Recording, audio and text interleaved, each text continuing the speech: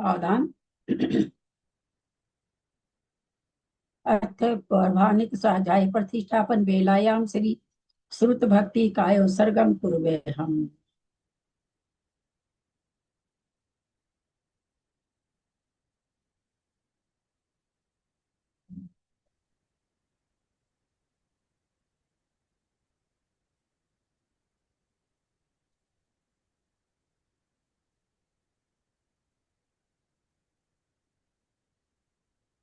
कोटिशतं द्वादशैव कोट्यो लक्षान् श्रुति तद्गानि चैव पञ्चाशदष्टो सहस्र संख्या में श्रुतं पंचपदं नमामि अरहन्तभासि यत्थं गणहरदेवीं गन्धियं सम्मं वनिमामि भक्तियुक्तो सुधरान् महोयं शीर्षा इच्छामि भन्ते सुतभक्ति कावसको कौतोसलं अंगो वंग पैने पाहुडै परियम सुत पठमानो ओव पूज्या चुलिया चेव सुत तै थुई धम्मका निच कालम अचेमि पूजेमि बंदामि नमस्सामि दुख कहो कम खो बोहिलाओ सुगई गमनम समाहि मरणम जिनगुण संपत्ति हो मज्जम। अथ पौर्वाणिक स्वाध्याय प्रतिष्ठापन बेलायाम श्री आचार्य भक्ति काय सर्गम पूर्वे हम।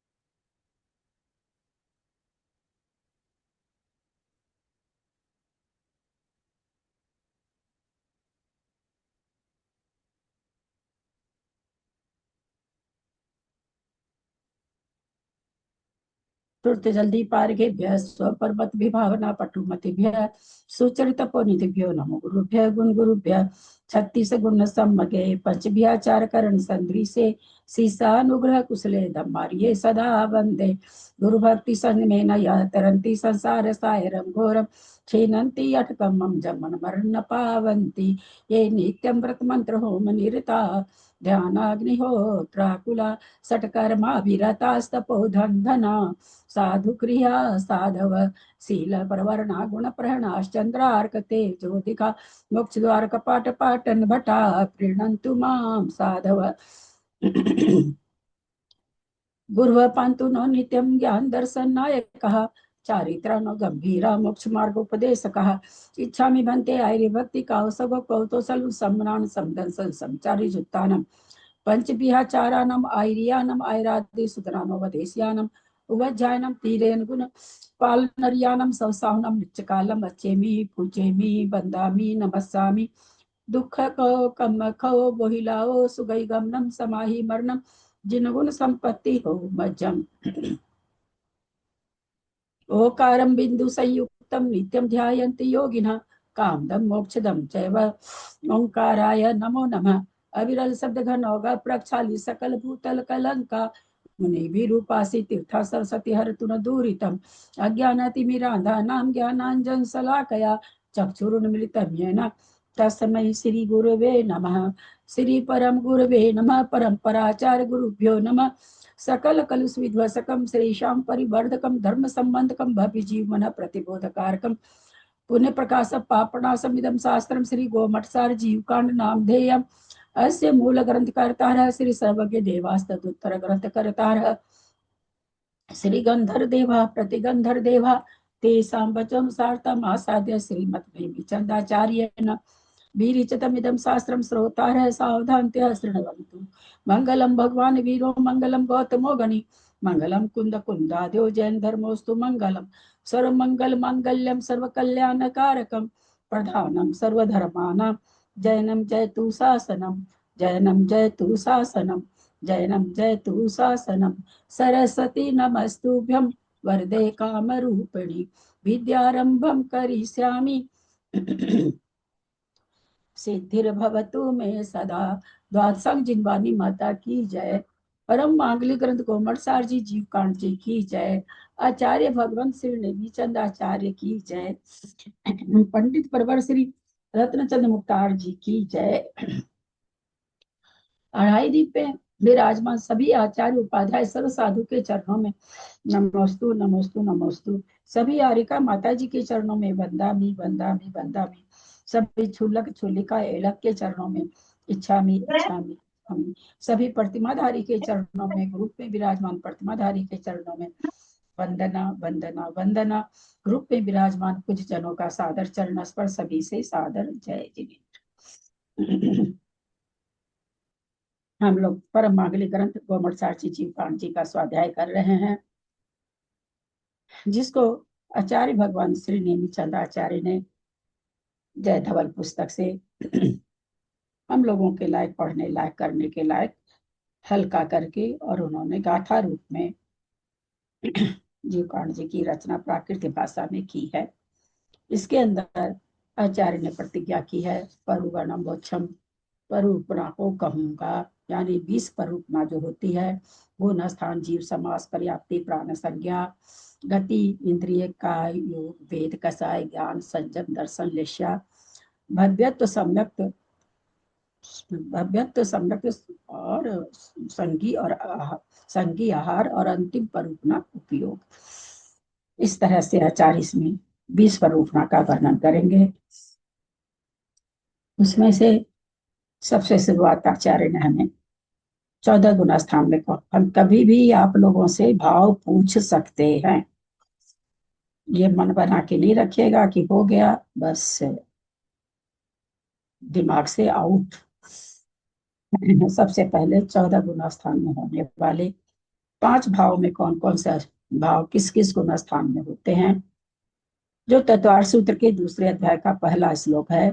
5 प्रकार के भाव जो जीव में पाए जाते हैं, वो 14 गुना स्थान में किस किस प्रकार से उनकी उपलब्धि है, कहाँ कहाँ कौन से भाव होते हैं, वो बताया। उसके बाद पहली परियोजना गुण स्थान परियोजना चल रही है। इसमें 13वां गुण स्थान में चल रहा, उसमें समुद्घात भी हो चुका है, पूर्व पूर्व संबंधक भी हो चुकी है, कृष्टि भी बहुत सारी हो चुकी है। उसके आगे हमारा वर्णन चल रहा है। सिद्धम सुधम पणमिय जिनिंद वर्णे चंद्म कलंकम गुणरयन भूषणुदयम जीवस परुवणम गोच्छम।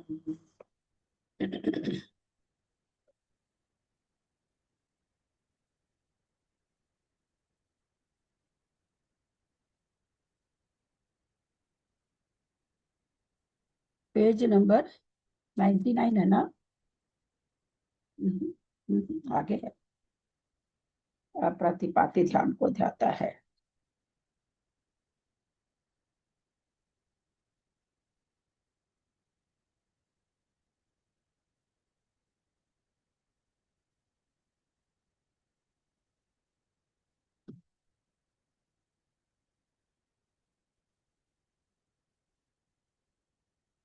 ये पेज नंबर 98 भी नीचे वाला लाइन से था, कस्ती और स्पर्धक की संधि से।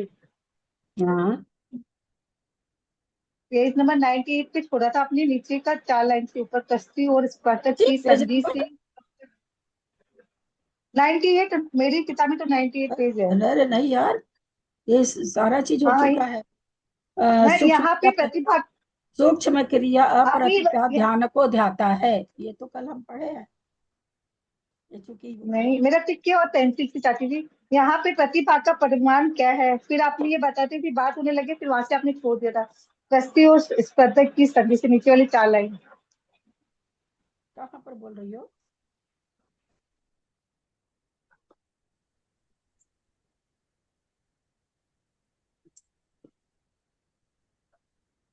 ये तो पढ़े हैं ना कल, पेज नंबर 99 में। यहाँ पर गुणकार का प्रमाण क्या है, ये तो पढ़े हैं। यहाँ पे थे भावी, यहाँ पर अनंत असंख्यात गुणहीन श्रेणी रूप कृष्टियों की अंतर्मुहूर्त काल तक करता है। ये यहाँ से शुरू होगा। हमारा भी 101 नंबर है पेज। आप यहाँ पर असंख्यात गुणहीन श्रेणी रूप से कृष्टियों को अंतर्मुहूर्त काल तक करता है। ये सूत्र सुगम है, यहाँ से शुरू होगा।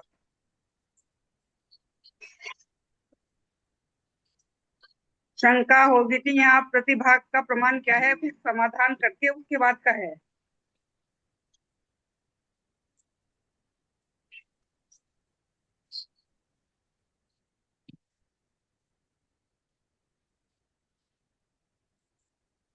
इसका कौन सा पृष्ठ है? आप लोग मेरी में तो 101 है। एक मिनट सुनिए, सबको पूछे, सबको बोल रहे हैं, किसी एक को नहीं। क्यों अलग अलग बात क्यों आ रही है?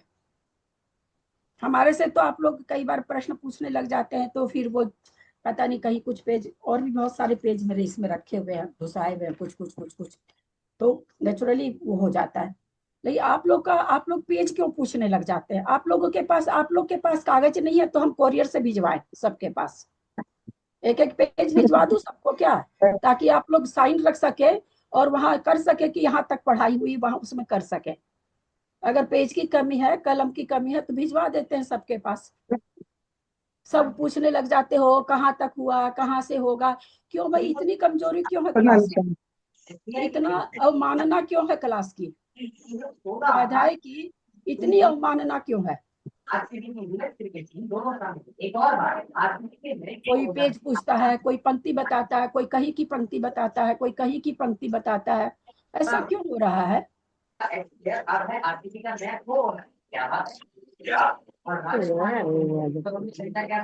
हमारे पास इतना भी समय नहीं है, इतने बड़े ग्रंथराज को हम भावपूर्वक देख सके कहाँ तक पढ़ाई हुई है, इतना भी हमारे पास समय नहीं है यार। तब तो फिर क्लास कराना ही मेरा बेकार है। बहुत बिजी हो आप लोग यार। इससे छूट, दूसरे से छूट के इसमें आए होगे, इससे छूट के दूसरे में जाओगे, फिर उससे छूट के तीसरे में जाओगे। 5-5 मिनट का वैल्यू आप लोग का।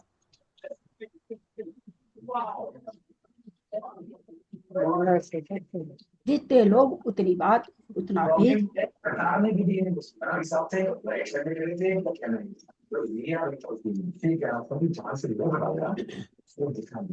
हाँ, ये परवीना मैन मेहता कौन है? प्लीज आप बंद करिए, आपको खुला ही रहता है, कल भी खुला था। निशा जी आप भी अपना बंद करिए। नहीं, हाँ मेरे को कुछ बोलना था इसलिए बस। आपका खुला पड़ा हुआ है। और इसका ये जो है OPPO A53 नाम तो है नहीं इनका कुछ, ओप्पो A53 करके हैं, वो भी बंद करिए। OPPO A53 नाम डाल दिए अपना, और बंद करिए अपना, म्यूट करिए। वो बंद कर नहीं रही है। OPPO A53 प्लीज बंद करिए अपना, म्यूट करिए। चलिए पेज नंबर 101 से नीचे से ले रहे हैं। तथा सूक्ष्म क्रिया रूप अप्रतिपाती ध्यान को ध्याता है, जिसमें सूक्ष्म क्रिया रूप योग हो। ये वो तो कल पढ़े हैं, बढ़िया से याद है। वह सूक्ष्म क्रिया रूप तथा नीचे प्रतिपात, ये चीज कल पढ़ा हुआ, ये पंक्ति बिल्कुल पढ़ी हूँ कल। नीचे प्रतिपात नहीं होने से अप्रतिपाती, ऐसे तीसरे शुक्ल ध्यान को उस अवस्था में ध्याता है। यह उक्त कथन का तात्पर्य है। शंका, इस ध्यान का क्या फल है? समाधान, योग के आश्रव का अत्यंत निरोध करना इसका फल है, क्योंकि सूक्ष्मतर काय पर स्पंदन का भी यहाँ पर अन्वय के बिना निरोध देखा जाता है। कहा भी है, काय योगी और अद्भुत स्थिति वाले सर्वज्ञ के योग क्रिया का निरोध करने के लिए तीसरा शुक्ल ध्यान कहा गया है। क्या कह रहे वहां पर, और सारा योग तो निरोध हो चुका था, हम लोगों ने पढ़ा था। सूक्ष्म काय का योग आने तक सारा योग निरोध हो चुका। सबको सूक्ष्म बादर बादर से सूक्ष्म किए, सूक्ष्म का भी नाश कर करके, और फिर सूक्ष्म क्रिया प्रतिपाती में आ रहे हैं। तो यहाँ पर कह रहे काय योगी, क्योंकि अभी साता वेदनी का बंद हो रहा, योग है अभी। अद्भुत स्थिति वाले, अद्भुत स्थिति यहाँ क्यों कही गई? क्योंकि एक यही ये गुण स्थान है ऐसा जहाँ एक समय की स्थिति का बंध होता है, अन्यथा और किसी गुण स्थान में एक समयवर्ती स्थिति का बंध कहीं भी नहीं होता। कम से कम अंतर्मूर्त स्थिति तो बंधती ही बंधती है। इसलिए यहाँ पर क्या कह रहे हैं आचार्य धवल, जय धवल में क्या आया? अद्भुत स्थिति वाले। क्योंकि कैसा बंद हो रहा है? एक समय की स्थिति का बंद हो रहा है। योग क्रिया का निरोध करने के लिए तीसरा शुक्ल ध्यान कहा गया है। योग की क्रिया को निरोध करके क्रिया रूप, सूक्ष्म क्रिया रूप अप्रतिपाती, इसका नाम ही है। फिर वो शंका कर रहे हैं, समस्त पदार्थों को विषय करने वाले ध्रुव उपयोग से परिणत केवली जिनमें एकाग्र चिंता निरोध का होना असंभव है, ऐसा अभिष्ट है, अतः ध्यान की उत्पत्ति नहीं हो सकती। क्या कह रहे हैं कि यहाँ पर तो केवल ज्ञान हो चुका है, और केवल ज्ञान हो चुका तो क्या कहा जाता कि सारे पदार्थों को और उसकी सारी पर्यायों को केवल ही जान रहे हैं, भूत भविष्य वर्तमान सारी पर्यायों को जान रहे हैं। तो वो यहाँ पर यहाँ शंका उठा रहे हैं कि समस्त पदार्थों का विषय करने वाले, सारे पदार्थों का विषय कर रहे हैं, जितने भी कम से कम पुद्गल पदार्थ तो अनंत हैं। तो कह रहे हैं कि ध्रुव उपयोग से, ध्रुव उपयोग मतलब एकदम निश्चल उपयोग, ऐसा नहीं कि कभी तो चलो अब हम लोग को कभी नींद आ रही है, कभी हम थक रहे हैं, कभी कुछ हो रहा, ऐसा वहां पर नहीं। उनका उपयोग कैसा, ध्रुव है, अचल है। उनका उपयोग कैसा है, अचल है, चलायमान नहीं होता उनका उपयोग। से परिणत मतलब वैसे केवली का एकाग्र चिंता कैसे हो सकता है, जो सारे विषयों को देख रहे हैं, उसकी सारी पर्यायों को देख रहे हैं और अचल उपयोग है, फिर तो उनको ध्यान नहीं हो सकता। ध्यान के लिए एकाग्र चिंता निरोध होना चाहिए, तो वहां एकाग्र चिंता निरोध कैसे हो सकता है, ऐसे शंका उठा रहे हैं। इसलिए कह रहे हैं यहाँ पर ध्यान की उत्पत्ति नहीं हो सकती, ऐसे शंकाकार शंका उठा रहे हैं। समाधान, यह कहना सत्य है, क्योंकि जिन्होंने समस्त पदार्थों का साक्षात्कार किया है और जो क्रम रहित उपयोग से परिणत हैं। क्या अंतर है किसी और मत में, हमारे मत में, हम लोगों के जो दिगंबर मत है स्यादवाद वाला, और में क्या होता है कि क्रमबद्ध पर्याय, यहाँ क्या शब्द आ गया, क्रम रहित उपयोग से। ऐसा उनका उपयोग नहीं है कि अभी तो इस चीज को देखा, उसके बाद इस चीज को देखा, तो जो घटना घटेगी उसको देखा, जो देखा वो घटना घटेगी, ऐसा नहीं है। जो घटना घटेगी उस घटना को देखा, ऐसा नहीं कि उन्होंने देखा वो घटना घटेगी। तो क्रम से कह रहे हैं, क्रम रहित उपयोग से परिणत है। ऐसा नहीं कि पहले इस वस्तु को देखा, फिर इस वस्तु को देखा, फिर इसको देखा, फिर और बाद वाली को देखा, फिर और दूर वाली को देखा, ऐसा नहीं है उनके साथ। क्रम रहित उपयोग से परिणत है। ऐसे सर्वज्ञ देव के एकाग्र चिंता निरोध लक्षण ध्यान नहीं बन सकता। आप जो कह रहे हैं बिल्कुल सत्य है, क्योंकि यह अभिष्ट है। या क्या कह रहे हैं आचार्य कि हमें भी अभिष्ट है, आप जो कह रहे हैं हमें भी यह अभिष्ट है कि समस्त पदार्थों को जो विषय करने वाला का अचल उपयोग है, वो एकाग्र चिंता निरोध ध्यान उसमें नहीं घट सकता, ऐसा हमें भी अभिष्ट है। किंतु योग के निरोध मात्र से होने वाले कर्म आश्रव के निरोध लक्षण ध्यान फल की प्रवृत्ति को देखकर उस प्रकार के उपचार की कल्पना की है। यानी जो ये कह रहे हैं कि हम जो यहाँ ध्यान बता रहे हैं वो उपचार से बता रहे हैं, एकाग्र चिंता निरोध नहीं कह करके यहाँ उपचार से हम ध्यान आपको बता रहे हैं। क्या कह रहे हैं, किंतु योग के निरोध मात्र से होने वाले, योग का निरोध हो गया तो उससे क्या हो गया, कर्म का जो आश्रय हो रहा था, साता वेदनी जो आ रहा था, क्या निरोध लक्षण, अब वो साता वेदनी भी रुक गई। ध्यान फल की प्रवृत्ति को देखकर, यानी निरोध लक्षण, ध्यान का फल यहाँ क्या कह रहे हैं, योग का निरोध होने से आश्रव का निरोध हो गया। ये वहां पर ध्यान का फल की प्रवृत्ति को देखकर, यानी जो आश्रव हो रहा था, मात्र एक प्रकृति का कर्माश्रव जो हो रहा था, योग निरोध हो जाने से उसकी भी आश्रव कम बंद हो गया है, ऐसा लक्षण उस ध्यान का फल है। तो उपचार से वहां पर कहते हैं कि कल्पना की है, इसलिए कुछ भी हानि नहीं है, इसलिए हानि नहीं है। यहाँ ये कहना चाह रहे हैं कि भाई जो एकाग्र चिंता निरोध जो ध्यान की प्रवृत्ति है वो अपनी जगह सही, आप ठीक कह रहे हो, लेकिन यहाँ पर एकाग्र चिंता निरोध रूप ध्यान नहीं है, यहाँ ध्यान का फल है। हमेशा प्रवचन में भी आप लोग सुने होंगे कि 13वें गुण स्थान में ध्यान नहीं है, ध्यान का फल है। ये बहुत बार सुना होगा, क्योंकि मैं भी सुनी थी पहले। यहाँ पर ध्यान का फल है, तो क्या ध्यान का फल है, आश्रव बंद हो गया, जो आश्रव अभी हो रहा था वो आश्रव का निरोध हो गया, ये यहाँ पर ध्यान का फल इनको मिला। तो एकाग्र चिंता निरोध नहीं होकर के यहाँ पर क्या फल मिला, आश्रव जो कर्म का आश्रव हो रहा था साता वेदनी का, उसका भी निरोध हो गया। योग का निरोध होने से उस आश्रव का भी निरोध हो गया। अथवा चिंता का हेतु होने से भूतपूर्व पढ़ने की अपेक्षा चिंता का नाम योग है।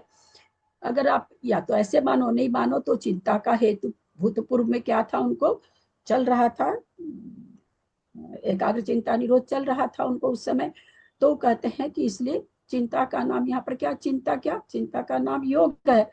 उसके उसके एकाग्र पने से निरोध करना एकाग्र चिंता निरोध है।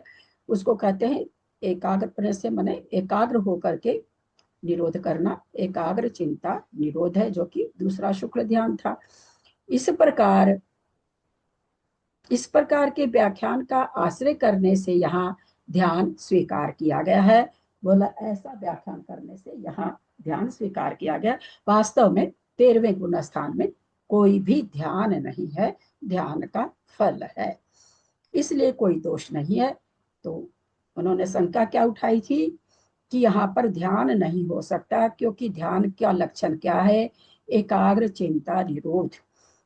एक अंतर्मुक्त काल तक एकाग्र चिंता निरोध माने एक ही विषय पर ध्यान लगे रहना एकाग्र चिंता निरोध। और यहाँ तो केवली के ज्ञान में तो सारा विषय झलक रहा है, एकाग्र चिंता निरोध कैसे घटेगा, घट ही नहीं सकता। उत्तर में उन्होंने कहा हमें भी अभिष्ट है, आपकी बात हमें भी अभिष्ट है, लेकिन यहाँ पर जो ध्यान है उसका फल होने से यहाँ पर उस ध्यान की कल्पना की गई है। और यहाँ पर उस ध्यान का फल क्या है, आश्रव जो एक कर्म का हो रहा था साता वेदनी का, उसका भी निरोध हो गया। ऐसा उत्तर यहाँ पर दे रहे हैं। कुछ समझ में नहीं आएगा तो पुनः पूछ लीजिएगा।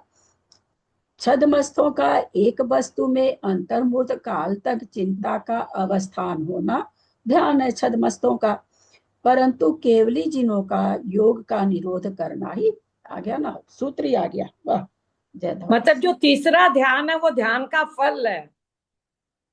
नहीं, तीसरा ध्यान है वो ध्यान का फल नहीं है। मतलब तीसरा भाई ध्यान, यहाँ ये कह रहे हैं कि ध्यान किसको कहते हैं, एकाग्र चिंता निरोध को। तो वो शंकाकार कहते हैं एकाग्र चिंता निरोध कैसे कह सकते हैं यहाँ पर, तो एकाग्र चिंता निरोध का मतलब क्या होता है, एक वस्तु का ध्यान होना।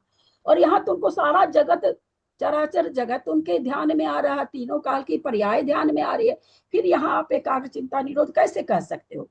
तब उन्होंने कहा कि यहाँ पर तीसरे ध्यान की कल्पना की जाती है, वो इसलिए यहाँ पर एकाग्र चिंता निरोध बोल करके ध्यान नहीं है, यहाँ उस ध्यान का फल है। फल क्या है, जो आश्रव हो रहा था वो रुकना। यानी उस तीसरे ध्यान को अगर हम ये सोचे कि केवली भगवान 13वें गुण स्थान में और ऐसे ध्यान लगा के बैठे हैं, तो कहते वो ध्यान वहां नहीं है। उनकी तो दिव्य ध्वनि खिल रही है, सब कुछ कर रहे हैं, समुद्घात कर रहे हैं, वहां का अचल तो है नहीं, तो वहां पर कैसे ये चीज घटेगा, घटेगा ही नहीं।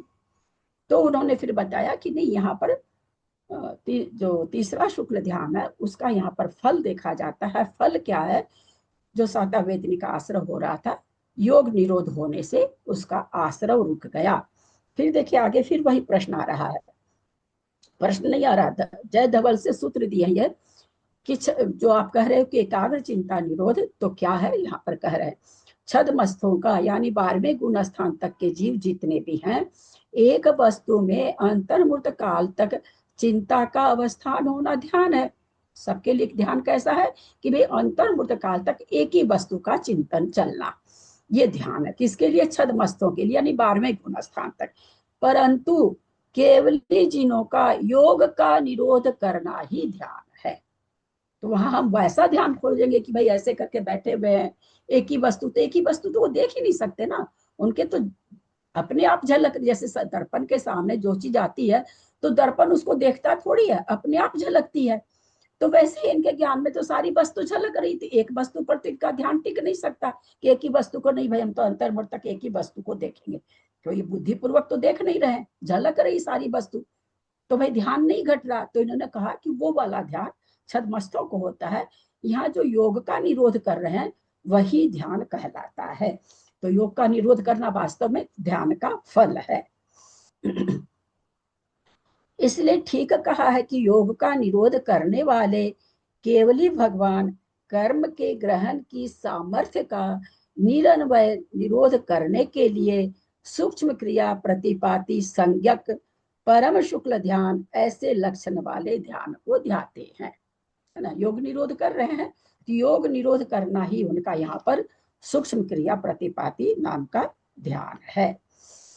इस प्रकार ध्यान करने वाले परम शुक्ल ध्यान रूप अग्नि के द्वारा प्रति समय असंख्यात गुनी श्रेणी रूप से कर्म निर्जरा का पालन करने वाले तथा स्थिति कांडक का, ये हम कल पढ़े थे ना, स्थिति कांडक का और अनुभाग कांडक का क्रम से पतन करने वाले इस परम ऋषि के योग शक्ति क्रम से हीन होती हुई संयोग केवली गुण स्थान के अंतिम समय में पूरी तरह से नष्ट हो जाती है। कब जाके नष्ट होती है? 13वें गुण स्थान के अंत में जाकर के योग शक्ति पूरी नष्ट हो जाती है। इस प्रकार इस ये बात 99 माने क्या हुआ? लगातार? हाँ, 99 माने थोड़ा सा विशेष नहीं रहना, थोड़ा सा विशेष, अनुमात्र भी नहीं रहना। इस प्रकार इस बात का प्रतिपादन करने की इच्छा से आगे के सूत्र को कहते हैं। कृष्टि वेदक, लगता है ना आंख से कभी दिख रहा,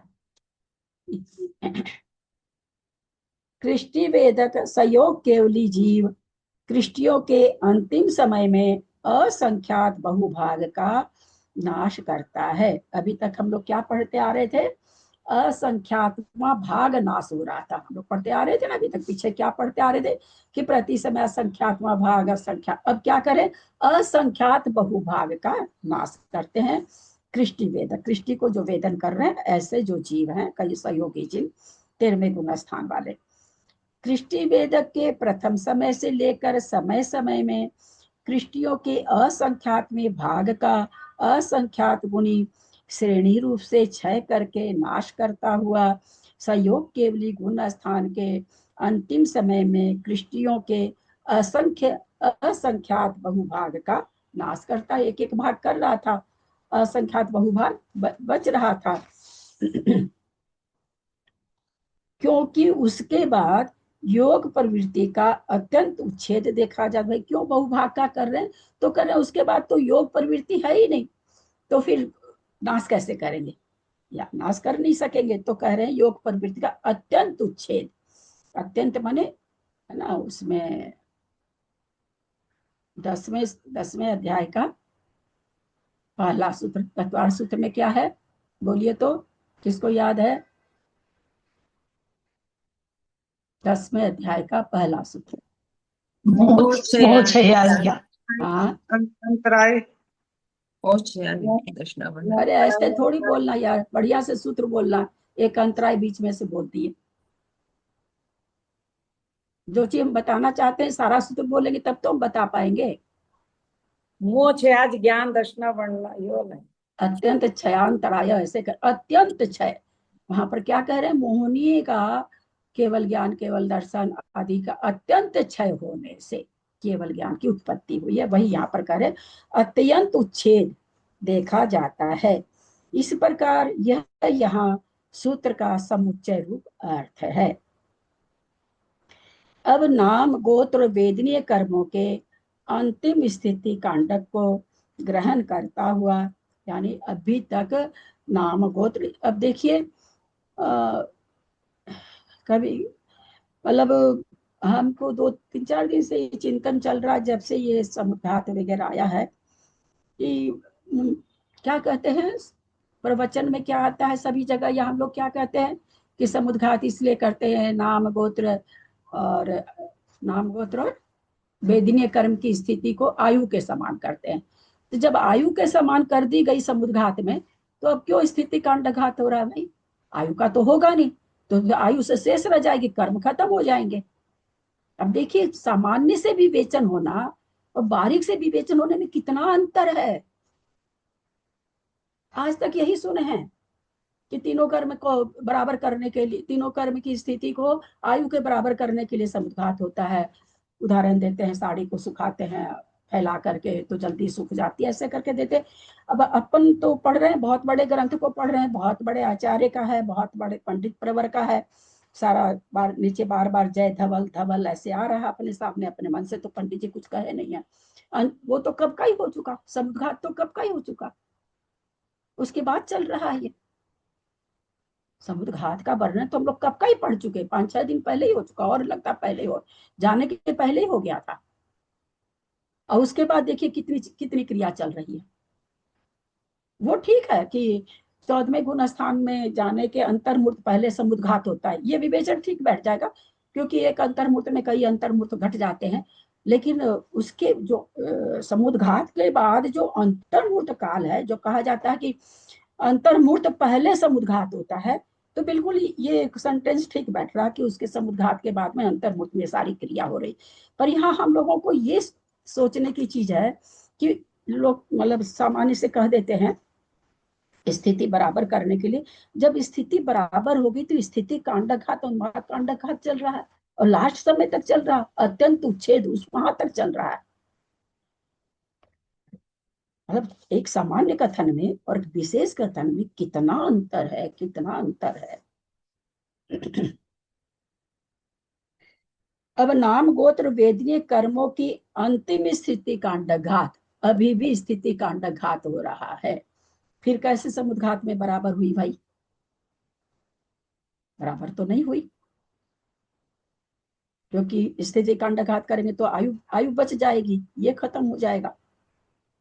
देखते हैं दोपहर में अगर आचार्य श्री से प्रश्न कर पाए तो, क्योंकि थोड़ा हटके हो जाता है ना, जो ग्रंथ चलता है ना उसका विषय पूछो तो थोड़ा ठीक लगता है, उस ग्रंथ से हटकर पूछने में थोड़ा ठीक नहीं लगता है।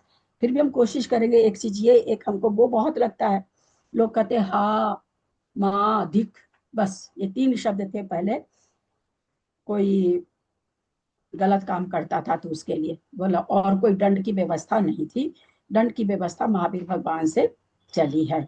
तो इतना इतना वो आदिनाथ भगवान आदि पुराण पढ़े, कितना कितना वहां पर क्या क्या हो रहा है, अभी उत्तर पुराण पढ़ रहे हैं, क्या क्या हो रहा है।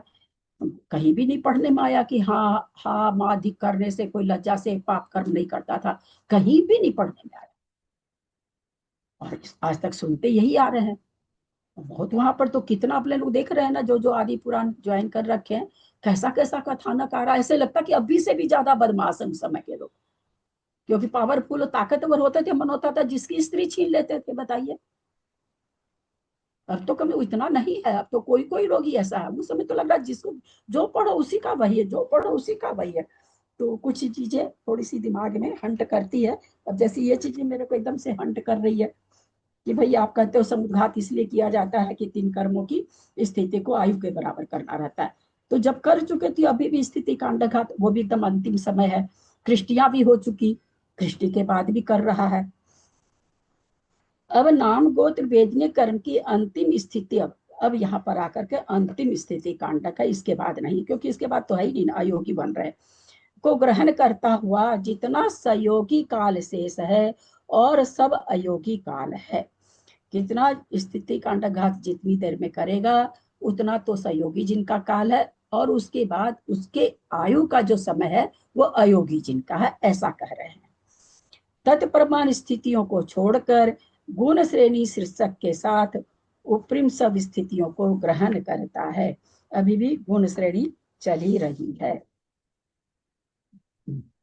गुण श्रेणी शीर्ष आ गया अब, या तो नहीं समझ में आएगा, क्योंकि लब्धि सार का विषय है ये। उसी समय प्रदेश पुंज का आकर्षण करके उदय में अल्प प्रदेश पुंज को देता है, अनंतर समय में असंख्यात गुने प्रदेश पुंज को देता है। कैसे कैसे प्रदेश पुंज दे रहे हैं? बढ़ते हुए दे रहे हैं। जो कांडघात वगैरह हो रहा है तो दे कैसे रहे हैं? बढ़ते हुए क्रम से दे रहे हैं। इस प्रकार असंख्यात गुनी श्रेणी रूप से निक्षेप करता हुआ स्थिति कांडक की जघन स्थिति से अधस्तन अनंतर स्थिति के प्राप्त होने तक जाता है। कहाँ तक जाता है? जघन स्थिति के नीचे जितनी भी स्थितियां हैं वहां तक वो इस तरह से कांडघात असंख्यात गुनी असंख्यात प्रदेश पुंज दे करके करता है। अब यही गुण श्रेणी शीर्ष हो गया। इस गुण श्रेणी शीर्ष से स्थिति कांडक की जो जघन स्थिति है उसमें असंख्यात गुणा देता है। गुण श्रेणी शीर्ष, जहां पर गुण श्रेणी शीर्ष का मतलब गुण श्रेणी अब इसके आगे नहीं पाया जाएगी। शीर्ष माने ऊपर, शीर्ष, शीर्ष माने शीर्ष यानी ऊपर का हिस्सा। उससे उपरिम अनंतर स्थिति से लेकर विशेषहीन प्रदेश पुंज का निक्षेप करता हुआ पुरानी गुण श्रेणी शीर्ष तक निक्षेप करता जाता है। पुनः पुराने गुण शीर्ष से लेकर उपरिम अनंतर स्थिति में असंख्यात गुणहीन प्रदेश पुंज को देता है। उससे आगे सर्वत्र विशेषहीन प्रदेश पुंज का निक्षेप करता है। यहां से लेकर गलितावशेष गुण श्रेणी हो जाती है। अभी तक अवस्थित गुण श्रेणी थी, अब क्या हो गया, गलितावशेष यानी जितने गल गए अवशेष जितनी बची उतनी ही गुण श्रेणी में देगा, यानी उतने ही समय में देगा। इस प्रकार अंतिम स्थिति कांडक की द्विचरम फाली तक ले जाना चाहिए। क्योंकि अंतिम स्थिति को ये करा रहे थे स्थिति कांडक, तो कैसे कैसे कर रहे हैं वो बताए। द्विचरम फाली माने बस एक फाली बची है, सारी स्थिति खत्म हो चुकी है, 2 फाली बची है, चरम और द्विचरम। पुनः अंतिम स्थिति कांडक की अंतिम फाली के द्रव्य को ग्रहण करके उदय में स्तोक प्रदेश पुंज को देता है। स्तोक माने थोड़ा। तदंतर समय में असंख्यात गुणे प्रदेश पुंज को देता है। इस प्रकार असंख्यात श्रेणी रूप से निक्षेप करता हुआ अयोगी जिनके अंतिम समय तक जाता है। दीदी प्लीज पेज नंबर बताएं। पेज नंबर 102 खत्म हुआ है, 103 पर आए हैं। ये यहाँ पर ऊपर दे दिए थे ना, ध्यान देंगे आप लोग। अब नाम गोत्र वेदनीय कर्मों की अंतिम स्थिति कांडक को घार करता हुआ जितना सहयोगी काल शेष है और सब अयोगी काल, अब वो अंतिम फाली जो खत्म करेगा तो अंतिम स्थिति कांडक है, ये अब कहाँ हो रहा, अयोगी जिन में आ गया है। क्योंकि यहाँ पे क्या कह रहे हैं देखिए, अब ये जो ये हो रहा है सारा स्थिति कांडक आते असंख्यात गुणित असंख्यात गुणित देता हुआ, तो कह पुनः अंतिम स्थिति कांडक की अंतिम फाली के द्रव्य को ग्रहण करके उदय में स्तोक प्रदेश पुंज देता है। तदंतर समय में असंख्यात गुणे प्रदेश पुंज को देता है। क्योंकि उदय में तो वहां पर कितनी प्रकृति है, 14वें गुण स्थान में कितनी प्रकृति है, अयोगी जिनकी कितनी प्रकृति उदय में है, 85 चौरासी प्रकृति, 85 वाह वाह, 85 प्रकृति का उदय। सत्ता में है। ओह 13 हाँ 72 तो खत्म हो जाती है। 13 या 12 13 या 12 प्रकृतियां, सात में से एक ली।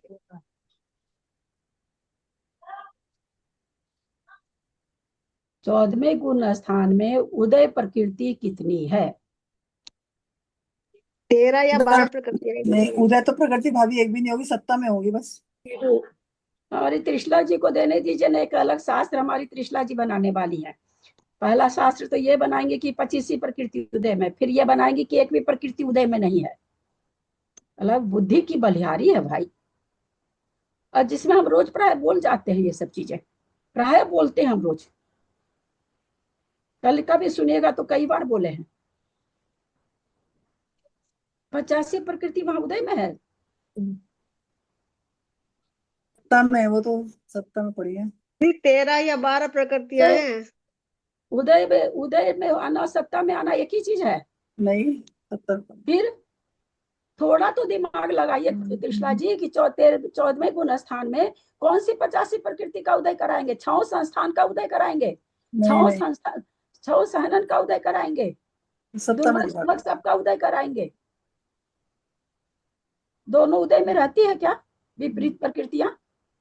नहीं रहती। कैसे ऐसे झट से बोल जाते हैं आप?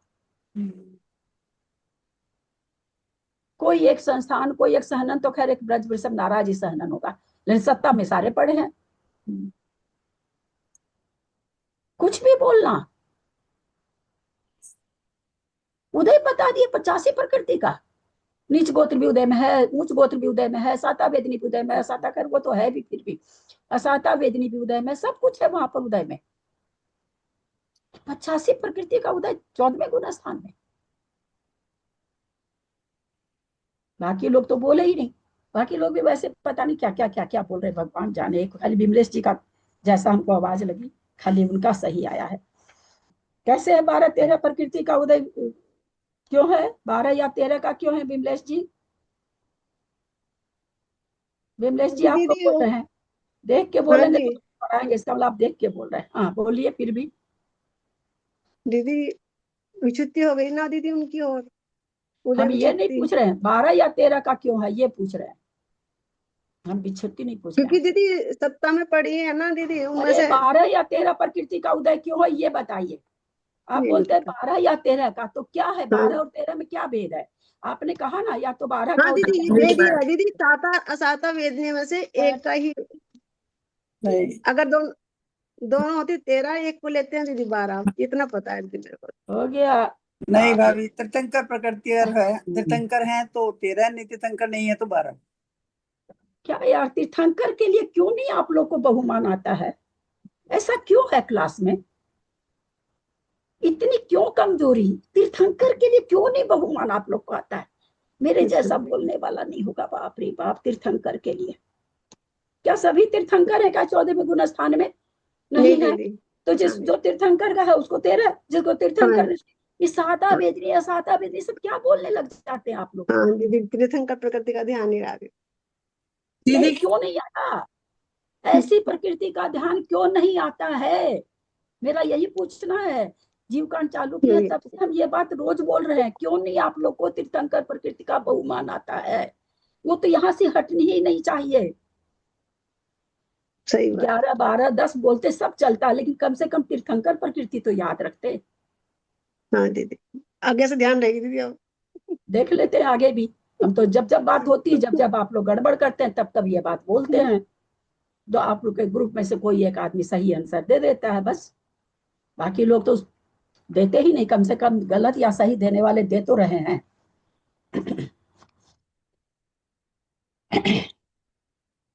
इस प्रकार असंख्यात गुणी श्रेणी रूप से निक्षेप करता हुआ अयोग केवली के अंतिम समय तक, एक बार इस सेंटेंस को फिर से पढ़ रहे हैं।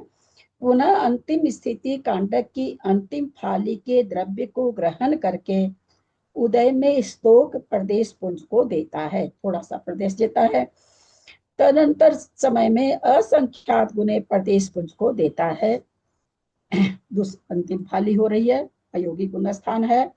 इस प्रकार असंख्यात गुणी श्रेणी रूप से निक्षेप करता हुआ अयोगी केवली के अंतिम समय, चरम समय में आ गए हैं अयोगी जिन, एक समय में सिद्ध बनने वाले हैं।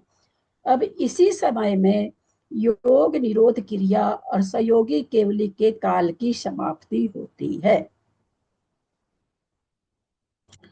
इससे आगे अब इसी समय में योग निरोध क्रिया, इस प्रकार संख्यात गुण श्रेणी रूप से अयोगी जिनके अंतिम समय तक जाता है। अब इसी समय में योग निरोध क्रिया सहयोग केवली के काल की समाप्ति होती है। इससे आगे गुण श्रेणी स्थिति घात अनुभाग घात नहीं है। 14वें गुण स्थान में किसी भी तरह का करण नहीं होता है, केवल सत्व, उदय और बंध विच्छुत्ति भी पहले ही हो जाती है। 2 ही करण यहाँ पर काम कर रहे हैं, या तो सत्ता है या उदय है। 10 करण में से 2 करण बचे हैं। केवल अध स्थिति के द्वारा असंख्यात गुणी श्रेणी रूप से कर्म निर्जरा का पालन करता है, ऐसा ग्रहण करना चाहिए। यहीं पर साता वेदनी प्रकृति के बंध की विच्छुत्ति होती है तथा 39 प्रकृतियों की उदीर्णा विच्छुत्ति जानना चाहिए। उदीर्णा विच्छुत्ति भी 39 प्रकृति की यहाँ पर 13वें गुण स्थान में अभी सहयोग केवली का ही चल रहा है, क्योंकि 14वें गुण स्थान में उदीर्णा वगैरह कुछ नहीं होती है। उसी समय आयु के समान अब हो रहा है। नाम गोत्र वेदनीय कर्म स्थिति सत्य कर्म हो रूप हो जाते हैं। इस बात का ज्ञान कराने के लिए आगे का सूत्र का आरंभ करते। अब जाके बराबर हुआ है सबका, आयु के समान स्थिति अब बराबर हुई है। योग का निरोध होने पर स्थिति की अपेक्षा आयु के समान कर्म होते हैं। केवली समुद्घात क्रिया द्वारा तथा योग निरोध रूप काल के भीतर स्थिति घात अनुभाग घात के द्वारा घात करने से, बता रहे हैं आगे, बहुत अच्छा वर्णन आ रहा है, शेष रहे नाम गोत्र वेदनीय कर्म इस समय आयु कर्म के समान होकर अयोगी केवली के काल के बराबर उनका स्थिति सत्कर्म हो जाता है। यहाँ पर आकर के अयोगी जिनका जितना काल बचा है उसके बराबर चारों आयु तो है ही है उतनी, बाकी तीनों कर्म भी हो गए। कब हुए हैं? केवली समुद्घात क्रिया द्वारा, पहले तो केवली समुद्घात, उसके बाद योग निरोध रूप काल के भीतर, योग निरोध जो उन्होंने किया वहां तक, यानी अयोगी केवली बनने वाले हैं, उसके पहले सहयोगी केवली वहां तक चल रहा है। क्या चल रहा है? स्थिति घात और अनुभाग घात। कहाँ समुद्घात से हुआ भाई? समुद्घात से तो हुआ नहीं, समुद्घात के बाद हो रहा है। तो यहाँ पर इस प्रकार इतने प्ररूपणा प्रबंध द्वारा, इतने प्ररूपणा प्रबंध द्वारा क्या कहना चाह रहे हैं कि भाई कितनी प्ररूपणा आपको बताए हम, इतनी प्ररूपणा का वहां पर प्रबंध होता है, यानी इतनी प्ररूपणा वहां पर होती है। इस सहयोगी केवल गुण स्थान का पालन करने करके उस काल के समाप्त होने पर यथा अवसर प्राप्त अयोगी केवली गुण स्थान को प्राप्त होता है। क्या कहना चाह रहे हैं कि जो हम आपको बताए समुद्घात, तो फिर पूर्व स्पर्धक, अपूर्व स्पर्धक, सूक्ष्म कृष्टि, स्थिति कांडघात, अनुभाग कांडघात, असंख्यात गुणित रूप से कर्म गुण श्रेणी निर्जरा, गुण श्रेणी शीर्ष आदि सारा इतना कह रहे, कितनी परूपणा कहते, इतनी परूपणा प्रबंध के द्वारा अब जाकर के कह रहे हैं कि चारों कर्म की बराबर हुई है और अयोगी गुण स्थान को अब प्राप्त हो चुके हैं। अब 14वें गुण स्थान में आगे हैं अयोगी केवली गुण स्थान का कथन। ये सारा क्रिया इसमें लिखा, केवली समुद्र घात क्रिया द्वारा हो रहा सारी चीज। ये हाँ, केवली समुद्र घात के द्वारा ये सारा चीज हो रहा है ना। क्यों तथा का मतलब आप नहीं जानती हैं क्या? राम और लक्ष्मण वन को गए तो खाली राम गए क्या? अच्छा, यार जो चीज हम 3 बार अभी पढ़ के आपको करे हैं, आपने कैसे आधा काट दिया? हम 3 बार इसीलिए ध्यान दिलाने के लिए कि केवली समुद्घात के बाद इन्होंने क्या लिखा, प्ररूपणा प्रबंध, कितनी चीज हो रही है, और सारी चीजों का मैंने नाम भी बोला। नहीं तो ये मतलब सारी वो समुद्र घात के जो केवली समुद्र घात कहते हैं उसके अंदर ही ये सारी चीज हो रही है ना। उसके अंदर है क्या ये चीज? वही तो आपसे हम पूछना चाह रहे हैं। ओ, राम और लक्ष्मण वन को गए, राम तथा लक्ष्मण वन को गए, तो इसमें क्या निकला कि खाली राम वन को गए? जवाब दीजिए मेरी बात का। लक्ष्मण नहीं गया, राम के वन में, राम बन गया ऐसा बोलने से सारा उसमें हो गया क्या? सारा आ गया उसमें, केवल राम बन गए बोलने से उसमें लक्ष्मण भी आ गया क्या? जवाब दीजिए जो पूछ रहे हैं। हाँ ठीक बात है, गलत हूँ। नहीं नहीं, गलत नहीं, आपको समझाना हम चाह रहे हैं, उसकी कोई बात नहीं है। अच्छा है प्रश्न कर रही है तो, और लोग भी जिनको नहीं समझ में आ रहा होगा वो लोग भी समझ लेते हैं, प्रश्न करने से बहुत अच्छा रहा। यहाँ पर क्या लिखा? केवली समुद्घात क्रिया द्वारा तथा, तो तथा माने और होता है ना, तथा मतलब अच्छा। और होता है कि भाई केवली समुद्घात के द्वारा और योग निरोध रूप क्रिया। यहाँ पर योग निरोध में, क्रिया हो गई। योग निरोध में वो सारी क्रिया आ गई जो बाद में जितना उन्होंने स्थित कांडघात, अनुभाग कांडघात, पूर्व स्पर्धक, पूर्व स्पर्धक, बादर कृष्टि, सूक्ष्म कृष्टि, ये सारा योग निरोध में ले सकते हैं। समुद्घात तो बिल्कुल अलग चीज है ना, समुद्घात में योग निरोध थोड़ी हुआ है। तो यहाँ पर हम लोगों ने दीदी ये केवली समुद्घात क्रिया के द्वारा योग निरोध काल, उसके बाद योग निरोध काल कितना रहेगा? हाँ क्या चीज बोले? जैसे केवली समुद्घात क्रिया के द्वारा ये कार्य हो रहा है, तथा योग निरोध रूप काल। अब ये योग निरोध रूप काल उसके बाद कितनी देर तक रहेगा? वो अंतर्मुहूर्त है ना, सारा काल अंतर योग समुद्घात मतलब होता ही कि अंतर्मुहूर्त से समुद्घात के पहले। बाद अंतर्मुहूर्त और रहेगा? हाँ, अंतर्मुहूर्त में सारी क्रिया हुई। अभी हम लोगों ने देखा ना कि उन्होंने पहले बादर योग से सूक्ष्म योग किया, सूक्ष्म योग को भी नाश किया, और फिर 3 कर्मों का क्या नाम है, सो स्थिति कांडघात, अनुभाग कांडघात, पहले पूर्व स्पर्धक से अपूर्व स्पर्धक चल रहा है। स्थिति कांडघात, अनुभाग कांडघात तो 8वें गुण स्थान से चल रहा, अभी तक चल रहा है। वो तो 1 सेकंड के लिए भी गुण श्रेणी निर्जरा, ये तीनों काम तो 8वें गुण स्थान से लगातार चल रहे हैं। केवल जिस समय समुद्घात हुआ होगा उस 8 समय के लिए रुका है, और ये बराबर चल रहे हैं। कहाँ तक चल रहे हैं? तो कहते जब तक योग निरोध होकर के और ये तीनों कर्मों की स्थिति, अब जाकर के कर्मों की स्थिति आयु के बराबर हुई है, समुद्घात से नहीं हुई है। समुद्घात के बाद तो पूर्व स्पर्धक से अपूर्व स्पर्धक किए हैं, बाधक कृष्टि किए हैं, सूक्ष्म कृष्टि किए हैं, उसके बाद स्थिति कांडघात, गुण श्रेणी निर्जरा, गुण श्रेणी शीर्ष निर्जरा भी हुई है यहाँ पर।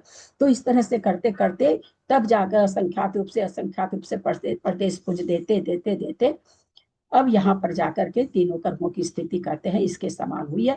और तो वो बोलते कितने समय पहले हुई, उसको बता रहे हैं कि जितना अयोगी गुण स्थान का काल बचा है उतने पहले तक ये सारी चीज चल रही है। काल, अयोगी गुण स्थान का काल क्यों बताया जा रहा है? क्योंकि ये बताने के लिए कि आयु अब उतनी ही शेष है। कितनी शेष है? जितना 14वें गुण स्थान का काल है। तो उतना काल को छोड़ करके और वहां तक ये सारी चीजें आचार्य कह रहे हैं, स्थिति कांडघात, अनुभाग कांडघात आदि कर करके और अंत में जाके जब स्थिति समान हो जाती है, योग निरोध वगैरह सब हो जाता है, तब कहते हैं अयोगी गुण स्थान को प्राप्त होता है।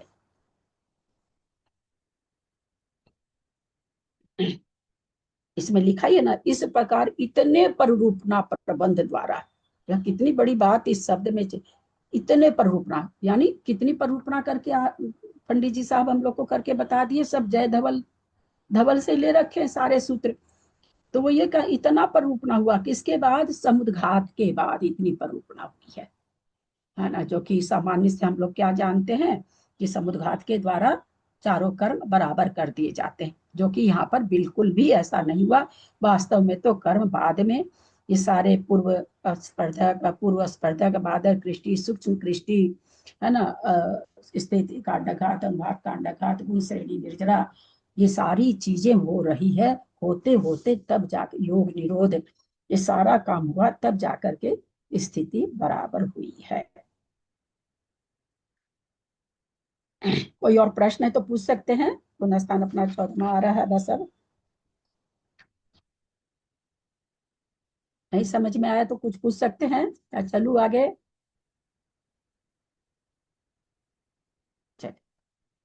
अयोग केवली गुण स्थान का कथन। शीले सिम संपत्तो निरुद्ध निशेष आसवो जीवो कामरय विपमुक्को गय जोगो केवली होदी। शीले सिम संपत्तो निरुद्ध निशेष आसवो जीवो कमरय विपमुक्को गय जोगो केवली होदी। कथा का उच्चारण करें।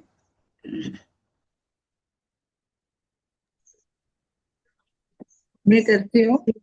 शीलेसिं संपत्तो निरुद्ध निशेष आसवो जीवो कमर मुक्को गए जोगो केवली होदी। अब जाकर के धवल पुस्तक से है ये गाथा, पहले धवल में 199 पेज पर। सीले सिंह संपत्तो, अब 18,000 सील की संपत्ति इनके पास हो गई है। 18,000 सील के स्वामी हो गए हैं। निरुद्ध निशेष आसवो जीवो, जिन्होंने निशेष मतलब समस्त आश्रव का जिसने निरुद्ध कर लिया है, संपूर्ण आश्रवों का जिसने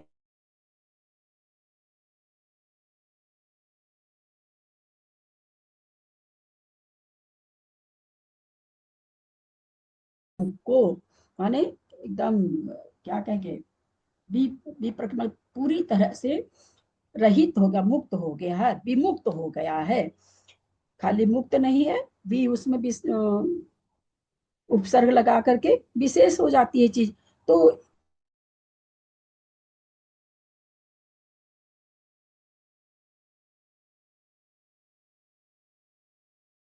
जो योग से रहित हैं, ऐसा कौन होता है? बोला केवली होदी, ऐसे अयोग केवली होते हैं। जिसने सील के स्वामित्व को प्राप्त कर लिया है, संपूर्ण आश्रमों का जिसने निरोध किया है, और जो नूतन बध्यमान कर्म रज से भी रहित हैं। ऐसा क्यों लिखा? नूतन बध्यमान कर्म रज से भी रहित हैं, ऐसा क्यों लिखा? बध्यमान कर्म रज से भी रहित है। अब ना अब नवीन कर्म नहीं बनते, इसलिए लिखे नूतन बद्ध कर्म रज। नहीं हाँ, क्या नवीन कर्म नहीं बनते? नूतन बद्यमान कर्म मतलब नवीन कर्म नहीं बनेंगे अब, इसलिए लिखा होगा ये। हाँ, तो ये क्यों लिखना पड़ा उनको? दीदी क्योंकि क्योंकि योग अब नहीं है ना। एक बार योग नहीं ना, मेरा योग खत्म हो गया ना, इसलिए। पहले मेरा प्रश्न सुन लीजिए। कर्म बल से रहित क्यों नहीं लिख दिया? क्योंकि कर्म रहित विमुक्त हो, कर्म रहित से विमुक्त है ना, गाथा में तो ये है। और अर्थ उनका गलत नहीं है, मैं ये नहीं करूँ कि अर्थ गलत है। ऐसा क्यों लिख दिया उन्होंने? क्योंकि यदि दीदी ये बद्यमान नहीं लिखेंगे तो फिर तो कर्म रस से मुक्त नहीं होगा, अब कर्म तो हर समय बनते रहेंगे। मैं फिर से पूछ रही हूँ, यहाँ ऐसा क्यों इन्होंने लिखा?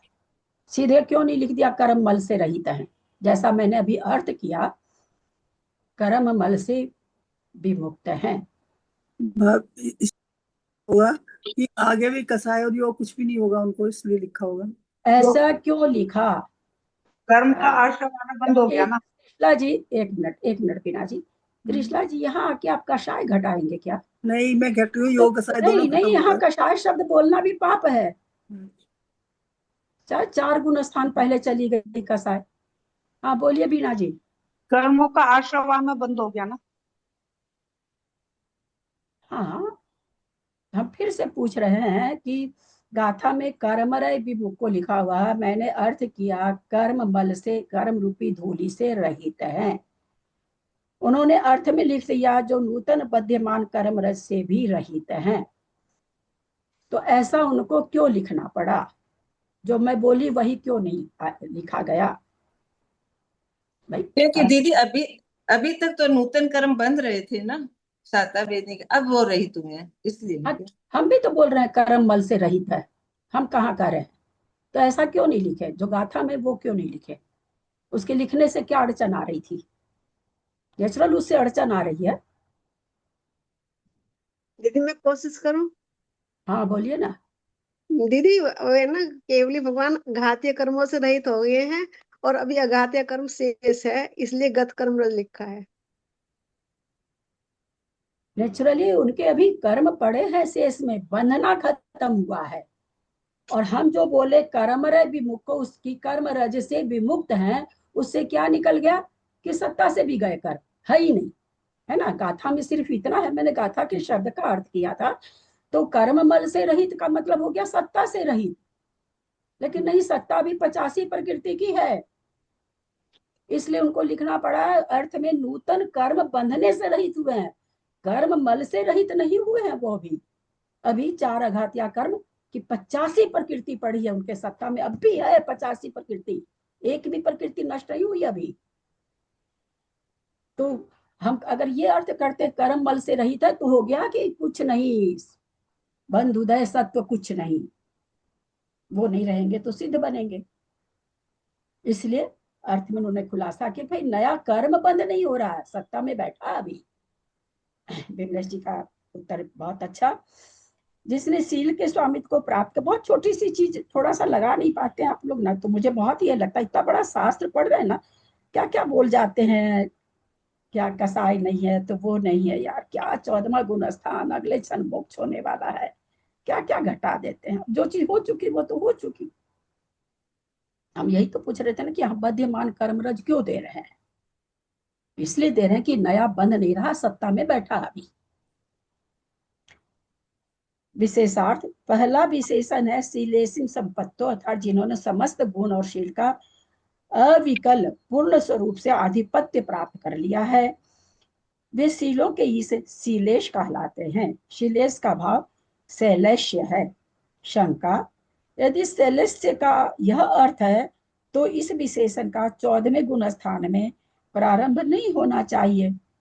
बहुत अच्छा, क्योंकि अरहंत भगवान के ही हो गया, क्योंकि अरहंत परमेष्ठी भगवान ने संयोग केवली अवस्था में ही सकल गुणशील के आधिपत्य के अविकल स्वरूप को प्राप्त कर लिया था। 18,000 शील तो वहीं पर प्रकट हो गए थे उनके। अन्यथा संयोग केवली को अपरिपूर्ण गुणशील होने से परमेष्ठीपना प्राप्त ही नहीं हो सकता था। उनको तो परमेष्ठी अरहंत परमेष्ठी बता दिया गया।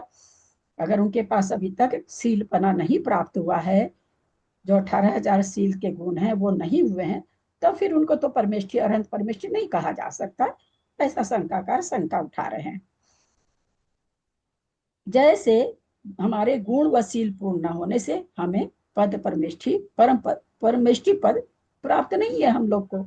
समाधान, आपका कहना सत्य है। संयोग केवली ने भी आत्मस्वरूप को प्राप्त कर लिया है। वे अशेष गुणों के खजाने हैं, निष्कलंक हैं, परम उपेक्षा लक्षण वाले, यथाख्यात विहार शुद्धि संयम की प्रकाष्ठा में अधिष्ठित हैं। इस प्रकार संयोग केवली के सकल गुण और शील प्रकट हो गए हैं, यह स्वीकार है। किंतु उनके योग के निमित्त से होने वाले आश्रव मात्र के सत्व की अपेक्षा संपूर्ण कर्म निर्जारूप फल वाला सकल संवर नहीं उत्पन्न हुआ है। अभी पूरी तरह से संवर नहीं हुआ, क्योंकि एक कर्म उनको आ रहा है, इसलिए वे 18,000 शील के स्वामी नहीं कहला पा रहे हैं। जबकि अयोग केवली ने समस्त आश्रमों को द्वार रोक दिए हैं और प्रतिपक्ष रहित आत्मलाभ का प्राप्त कर लिया है। इस अभिप्राय से शैलेश विशेषण अयोग केवली के साथ लगाया गया है, इसमें कोई भी दोष नहीं है। शील के 18,000 भेदों का स्वामित्व आधिपत्य अयोग केवली प्राप्त करते हैं।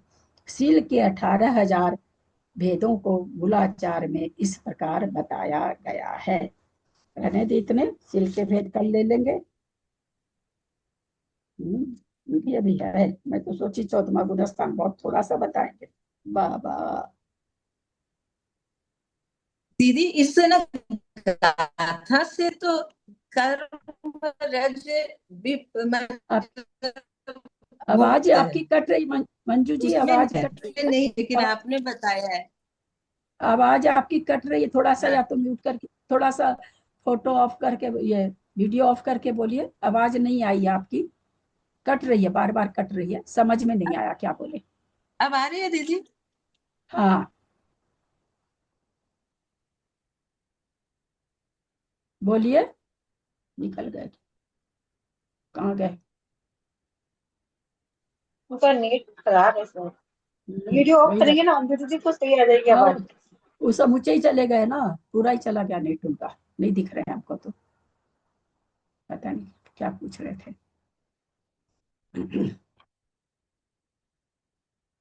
ये सील को थोड़ा सा ले लेते हैं, तब तक वो आ जाते हैं। एक कर्म रह गया, इसलिए 18,000 सील वाले नहीं हुए।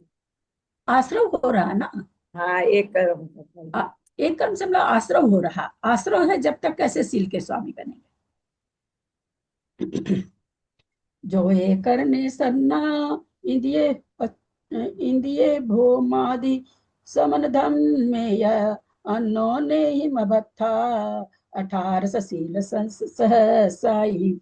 3 योग 3 करण 4 संज्ञा 5 इंद्रिय 10 पृथ्वी कायिक आदि 3 भेद 3 करण 3 योग 3 करण 4 संज्ञा 5 इंद्रिय 10 पृथ्वी कायिक आदि जीव भेद। अच्छा, जीव के भेद। उत्तम क्षमादि 10 धर्म, इनको परस्पर गुना करने से सील के 18,000 भेद होते हैं। आचार सार अधिकार 12 में भी कहा है। धर्म में गुप्त विस्करण संज्ञा मंजू जी नहीं आई क्या? भी धर्मो धर्म ये में 10 गुप्त पृथ्वी का करण, ही कैसे वस्तु? और नीचे सारा बता रहे हैं, इसलिए मैं नहीं रुकी, नीचे अच्छा। सारा बता रहे हैं। धर्मे गुप्ति विकरण संज्ञाक्ष प्राण संयम में, ये तो गाथा नहीं है। धर्मे गुप्ति विकरण संज्ञाक्ष प्राण संयम में, अष्टादश सहस्राणि शीलानन्य समुने। 10 धर्म, 3 गुप्ति, 3 करण, 4 संज्ञा, 5 इंद्रिय और 10 प्राण संयम परस्पर गुना करने से शील के 18,000 भेद होते हैं। इनके अतिरिक्त अन्य प्रकार से भी शील के 18,000 भेद जिनागम में बताए हैं। नहीं आई क्या मंजू जी? दूसरा विशेषण है निरुद्ध निशेष आसवो, जो आया था ना, सारे आश्रव का निरोध होने से, अर्थात समस्त आश्रव का निरोध कर देने से नवीन कर्मों का परम संवर हो गया है। मिथ्या दर्शन, अवृत्ति, प्रमाद और कषाय से जिन कर्मों का आश्रव होता था, उन कर्मों के आश्रव का निरोध अधस्तन गुणस्थानों में ही हो गया। मिथ्या दर्शन से पहले गुण स्थान में हो गया, अवृत्ति से संयम, देश संयम धारण कर लिए तो वहां खत्म हो गया, प्रमाद से 7वें गुण स्थान में खत्म हो गया, कसाय से 10वें गुण स्थान में खत्म हो गया। तो करें नीचे के गुण स्थानों में हो जाता है। योग से आश्रव होता था, योग था, योग से सातावेद नहीं आ रहा था, उसका भी अयोग केवली के अभाव हो गया। इसलिए अयोग केवली के अशेष आश्रव का निरोध हो जाने से यह विशेषण सिद्ध हो जाता है।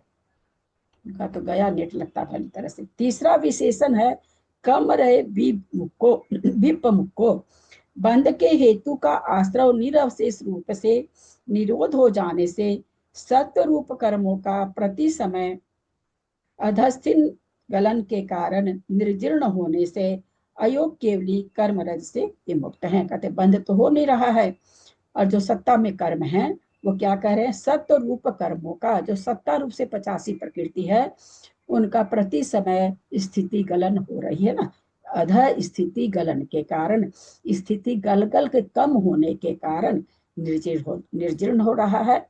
तो अयोग केवली कर्म रज से विमुक्त हैं, अथवा नवीन कर्म रज से लिप्त न होने के कारण कर्म रज से विमुक्त हैं।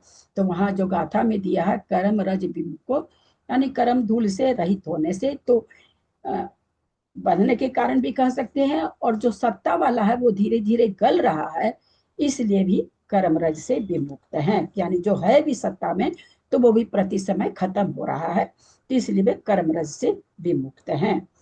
शंका, पुरातन कर्म अपना फल देकर अकर्म भाव को प्राप्त होते हैं, उनके फलस्वरूप जो आत्म परिणाम होते हैं,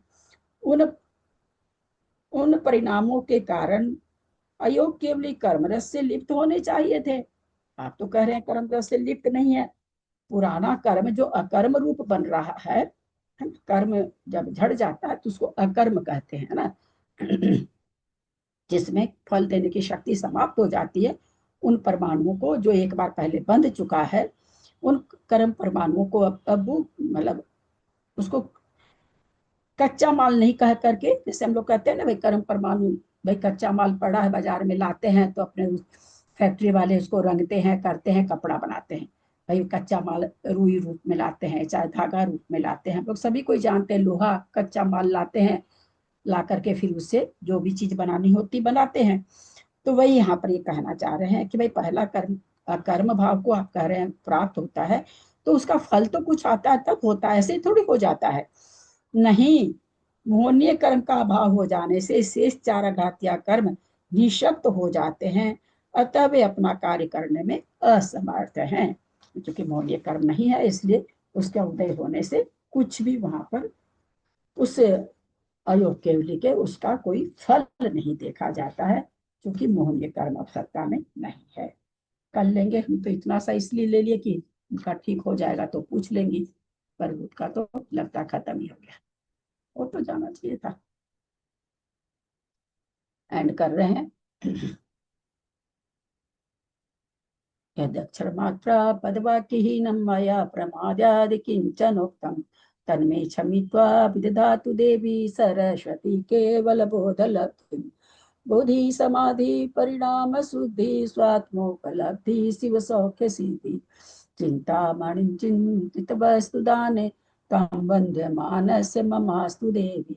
जा वाणी के ज्ञान ते सुझे लोकालोक सो वाणी मस्तक चढ़ो सदा दे तू तो।